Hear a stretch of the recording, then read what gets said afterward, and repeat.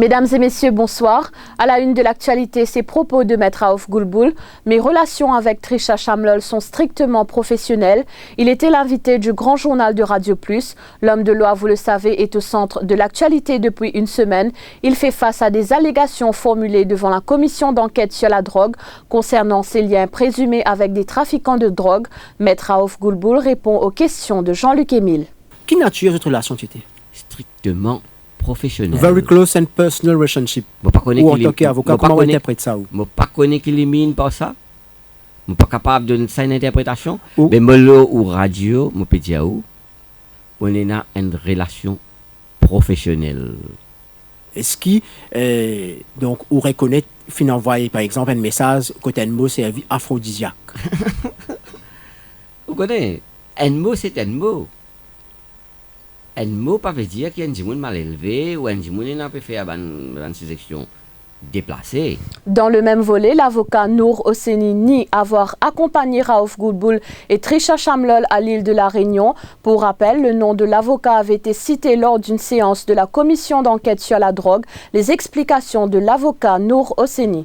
Mon voyage à l'île de la Réunion n'a rien à voir avec aucun travail comme avocat ou concernant la drogue ou les autres affaires. C'était à caractère personnel. Juste ce qui la vérité, qui effectivement motivé un voyage en septembre 2013, au fait à caractère personnel, si voyager à la Réunion, effectivement c'est dans Maître Goulboul qui est là-bas et Trisha Shamlol avec lui. Si, mais je ne vais pas dire plus qu'il ça, je connais une enquête qui peut faire par commission. Et nous aussi tendons que Trisha Shamlol dit qu'il est responsable des bandes comptes pour la campagne de Maître Raouf Goulboul. Non, c'est faux, parce que c'est le régional qui peut occuper une dépense, le régional de la circonscription numéro 3, qui peut occuper une dépense au niveau campagne électorale de 2014. Par contre, oui, c'est vrai qu'il participe à la campagne électorale de 2014. Mais moi, je participe coréam. Mais moi, participe, j'ai personne sur cette finance, qui lit Raouf Goulboul, qui lit Salim Abbas Mahmoud ou le docteur. Autre avocat qui fait la une, Sanjeev Tilakdari a échangé des appels téléphoniques avec Grodirect à 8 reprises en 2014 et 2016. Révélation de Paul Lam Chanling lors de l'audition du Deputy Speaker de l'Assemblée nationale. Sanjeev Tilakdari a également rendu visite à plusieurs détenus, parmi Perumal Viren et Siddiq Islam. Il a un mois pour s'expliquer. Compte rendu de la séance avec Karina Bouben. Connaissez-vous Grodirect? Non, a affirmé Sanjeev Tilakdari. Après avoir été mis devant les faits, le député speaker a concédé avoir reçu des appels du numéro de téléphone appartenant aux détenus le 11 août 2015 et le 18 juin 2016. Mais revenons au tout début de cette audition. Le député speaker était accompagné de panel d'avocats, dont Rama Valaiden. Celui-ci a demandé à ce que son client soit auditionné après une décision de la Cour suprême concernant une motion déposée hier. Mais Paul Lam Chanling a affirmé que si aucune décision n'a été prise hier, il pouvait démarrer l'audition du témoin. D'autres noms ont été cités, notamment ceux de Perumal Viren ou encore Siddiq Islam. Paul Lam Chanling voulait aussi connaître les noms des juniors de l'avocat.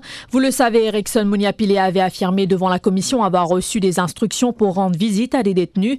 Pour le président de la commission, si cela est avéré, le cas de Sanjeev Tilakdari pourrait se compliquer. Paul Lam Chanling le soupçonne également d'avoir facilité l'échange de SIM-cards entre les détenus des différents blocs. La commission lui a accordé un délai d'1 mois pour s'expliquer avec des preuves à l'appui. Sanjeev Tilakdari a ensuite rencontré la presse. Il estime que l'audition des avocats devant la commission d'enquête sur la drogue est une perte de temps. Un extrait de cette conférence de presse.